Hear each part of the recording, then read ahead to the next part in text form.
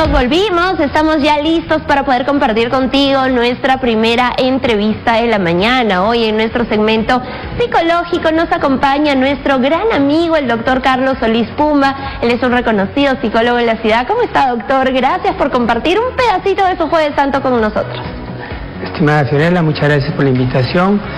Y como tú lo has dicho, estamos en esta Semana Santa que sea de reflexión, de meditación, ¿no? Para todos los que somos cristianos y sobre todo trabajar por ser mejores personas cada día. Así es, eso es importante, así es que hay que reflexionar, hay que trabajar en nuestro lado espiritual en estos días de Semana Santa y todos los días es importante. Hoy, doctor, vamos a abordar un tema muy importante, vamos a hablar acerca del trastorno de bipolaridad, síntomas, tratamientos, todos los detalles que debemos de saber al respecto. Claro que sí. A ver, para empezar, cuando hablamos de un trastorno, estamos hablando dentro del campo clínico de una alteración ya sea en el pensamiento, en la conducta y en las emociones de una persona, ¿no? Que afecta tanto, puede afectar en su vida personal, en su vida familiar, en su vida laboral, en su vida social.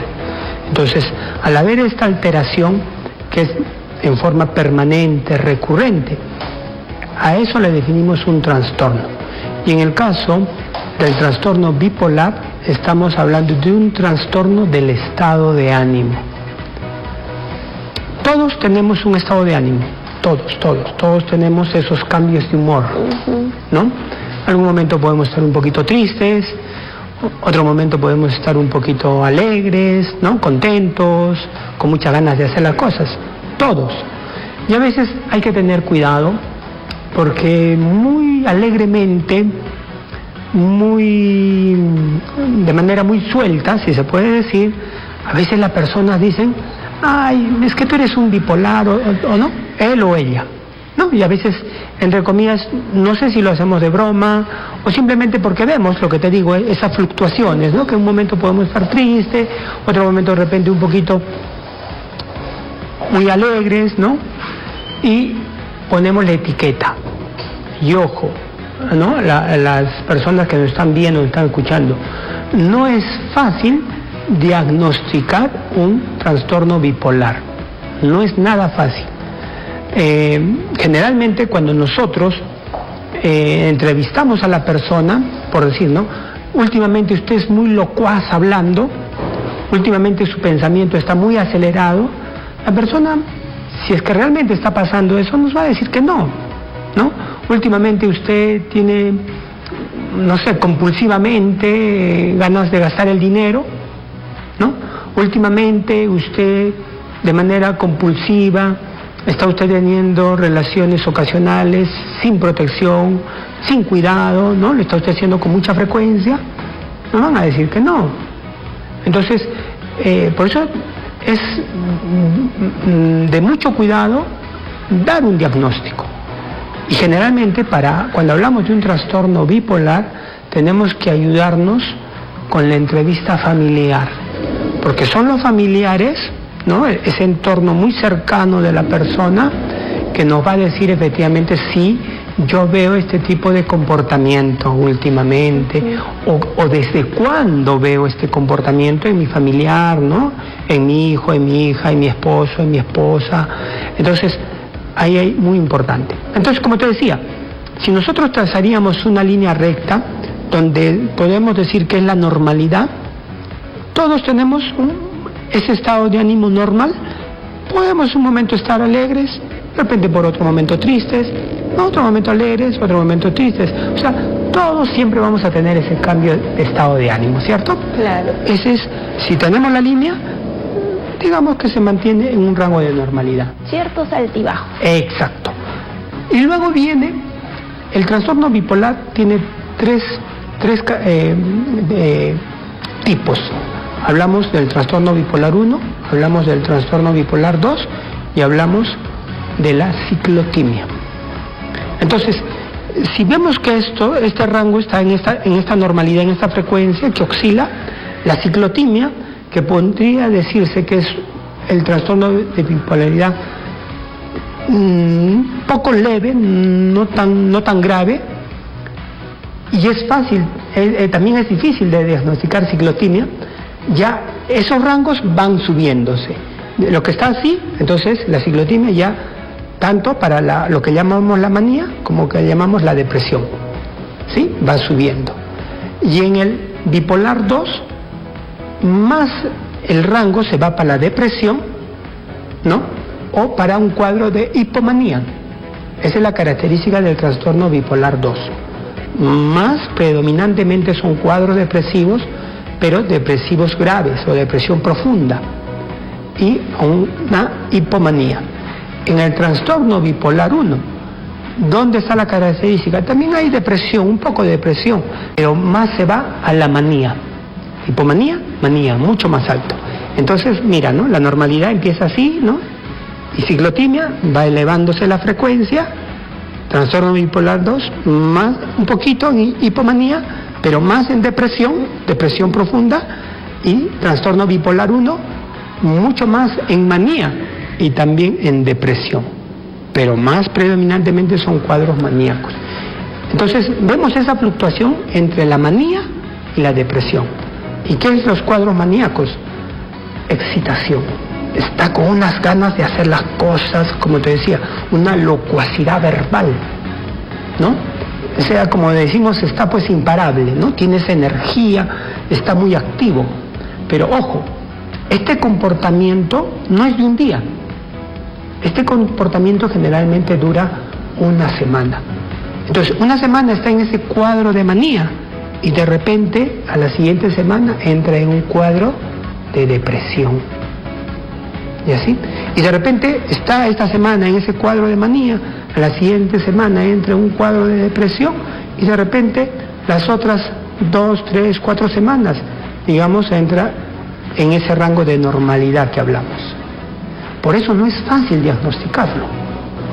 ¿Cómo se llega a ese diagnóstico, doctor? ¿Cómo llegamos a ese diagnóstico? Cuando vemos lo que te decía, las alteraciones. Cuando esto ya estamos viendo una frecuencia, una cronicidad en el tiempo. Entonces vemos que esto ya no es de un mes, ¿no? Que puede ser de repente, no sé, por ejemplo, un trastorno adaptativo, ¿no? Que es la pérdida de un familiar, de un ser querido. Entonces es normal que de repente entremos en un cuadro de depresión, ¿no? De repente podemos estar una semana, 15 días, ¿no? Pero luego vemos que es debido a eso. En cambio, en el trastorno bipolar no hay una razón aparente de qué motivó eso. Generalmente la causa y el origen de un trastorno bipolar nos indica la literatura, nos indican las investigaciones científicas, que es un carácter genético o hereditario, ¿no? Los parientes en primer grado cercanos, entonces puede ser una especie de transmisión, ¿no? De herencia, y no hay algo que lo active. Mejor dicho, pueden haber eventos psicoestresantes que lo activen, pero no necesariamente. Simplemente esos cambios en el estado de ánimo son a veces así fluctuantes, como diríamos a veces también de la nada.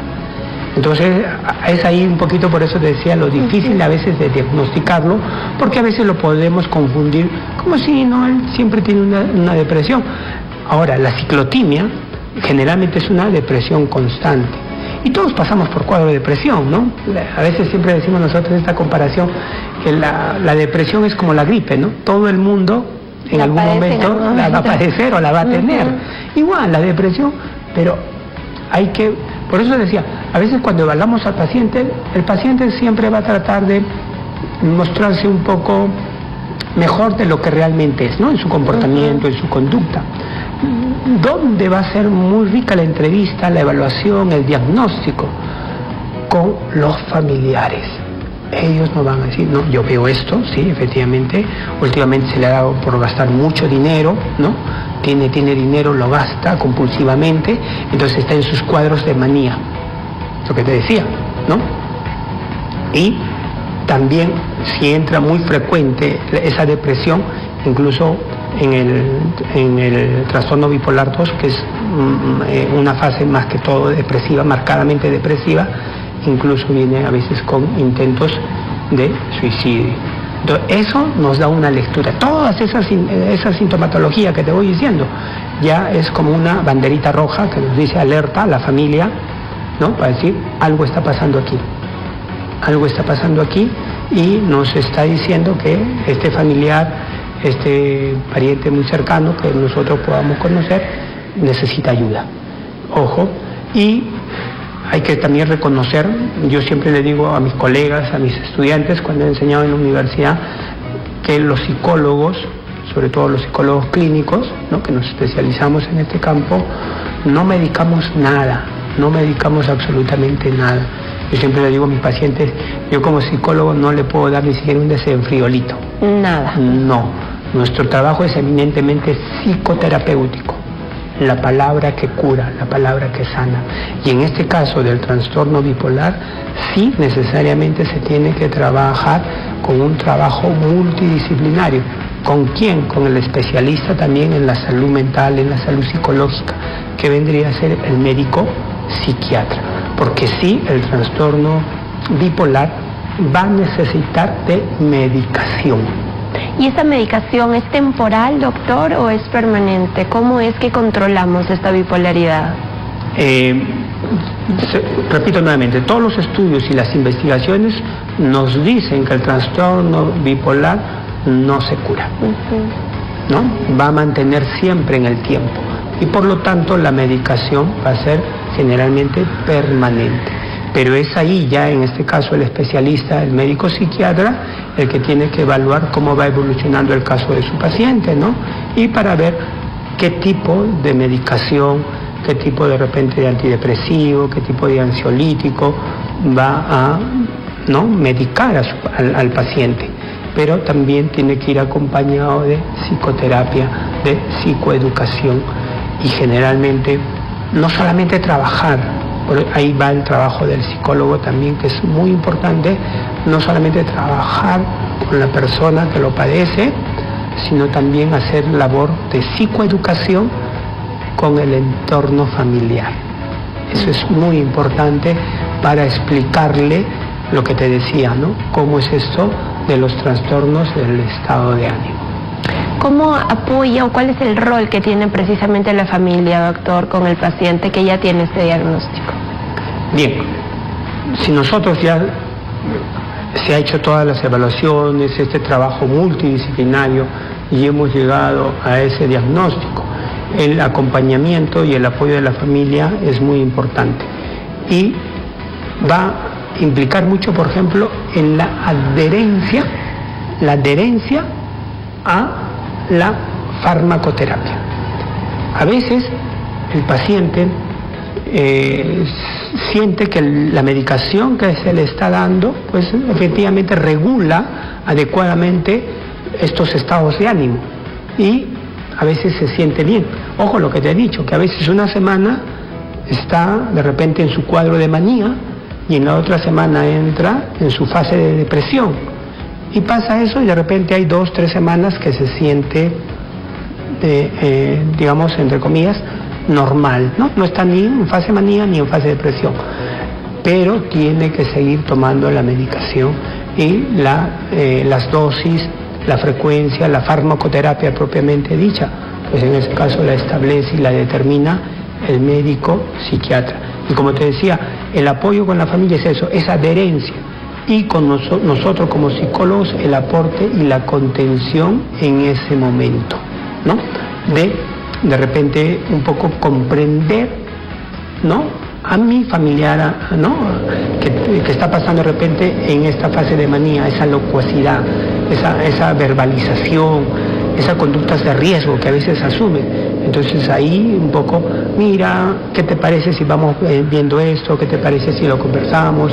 Si veo que un poquito está muy exacerbado ese cuadro de manía, ¿no?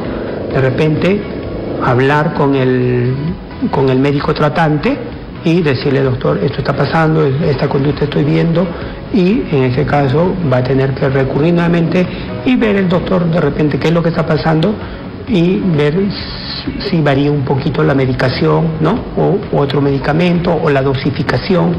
Entonces, ese acompañamiento de la familia en ese sentido es muy importante, muy importante. ¿Por qué? Porque generalmente cuando están en estos cuadros de manía, ¿no?, y es sobre todo donde hay que tener mucho cuidado, el paciente puede hacer cosas que puede atentar incluso contra él mismo, ¿no?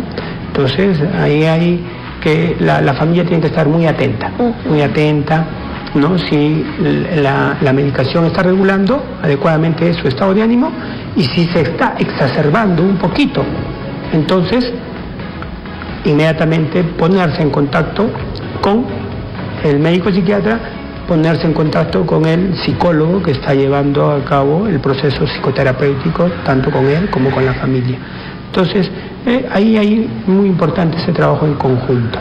Perfecto, eso es importante, ¿no? El apoyo de la familia, el estar atentos, alertas, el no pasar por alto, ¿no? A veces no acudimos al especialista, creemos que es normal, que es parte de su personalidad, que a veces está arriba, otras veces abajo. No normalizar nada, ¿verdad, doctor? Siempre acudir al experto y que sea él quien nos determine qué pasa.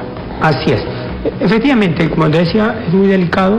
Y sobre todo a veces hay estos cambios en la bioquímica de nuestro cerebro, ¿no? En los neurotransmisores, y justamente la medicación ayuda a esa regulación.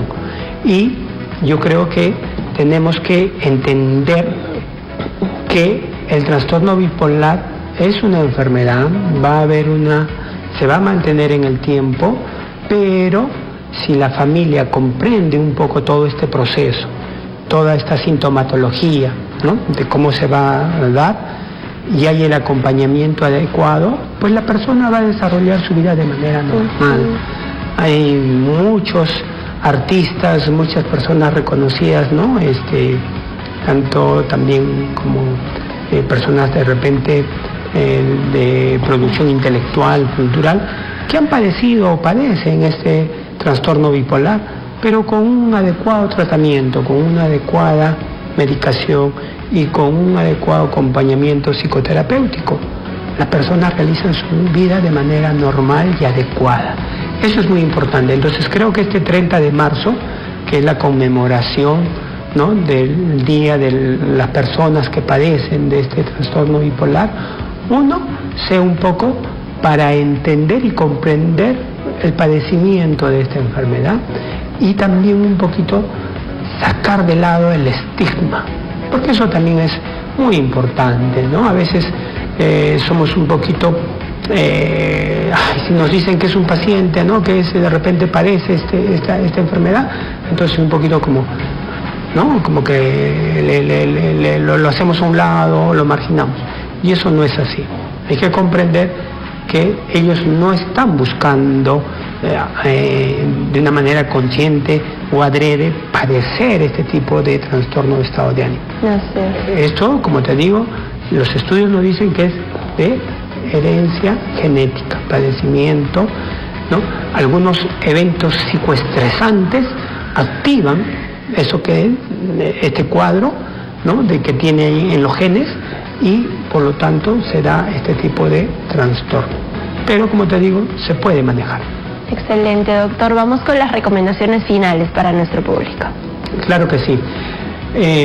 Lo importante a las personas que nos están viendo, cuando hablamos de trastorno bipolar, tiene que ser un diagnóstico el cual ha sido evaluado minuciosamente por los especialistas, por favor. Para eso estamos los profesionales de la salud mental, de la salud psicológica. ¿Quiénes son? El médico psiquiatra y el psicólogo, y sobre todo el psicólogo clínico, ¿no?, porque es su ámbito de trabajo. Y entender que sí vamos a poder ayudar a nuestro familiar, a nuestro paciente que padece esta enfermedad, este trastorno, si tenemos ese control adecuado y estamos atentos a esos cambios de conducta. Eso es muy importante. Y para terminar, creo que hay un proverbio chino muy bonito que dice: no puedes evitar que las aves de la tristeza vuelen sobre tu cabeza, pero sí puedes evitar que ellas aniden en tu cabello. Eso es muy importante. Entonces, si nosotros como familiares vamos a comprender eso, que todos en algún momento podemos pasar por alguna dificultad, algún problema, ¿sí? Pero en este caso de nuestros familiares que padecen este trastorno del estado de ánimo, es una situación que requiere mayor atención, mayor cuidado, y sobre todo nosotros estar muy atentos y muy vigilantes a esos estados de comportamiento, a esos estados de cambio de conducta. Perfecto, doctor, muchísimas gracias por esta entrevista, por este espacio que nos brinda siempre, por supuesto, llevando también a la concientización a todo nuestro público televidente. Ante cualquier duda o consulta profesional precisamente que nuestro público necesite, ¿cómo lo contactamos? Gracias, Fiorelita. Las personas que desean alguna atención de mi parte me pueden ubicar en el 958-790236. Creo que está saliendo también ahí en la pantalla.